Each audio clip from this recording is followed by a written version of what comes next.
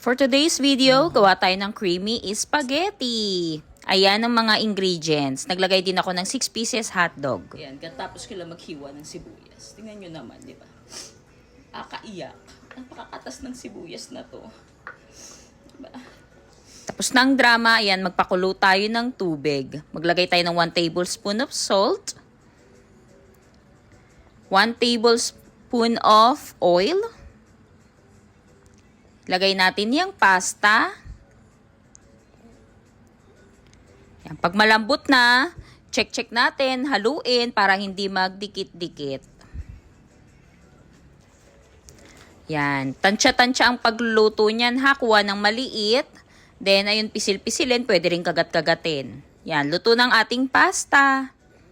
Ngayon, mag-gisa tayo ng sibuyas. Pina-fast forward ko lang yan, pero ginigisa ko yan maigi. Pati ang bawang. Ayan. Ayan. Pagkatapos maggisa, ilagay natin ang pork giniling. Yan. Ginisa ko yan ha. Naka-fast forward lang po tayo.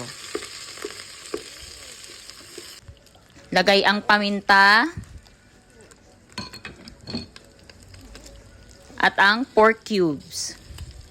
Yan. Pagkagisang-gisa na, tsaka natin ilagay ang hot dogs. Yan yung 6 pieces jumbo hot dog na hiniwa ko kanina.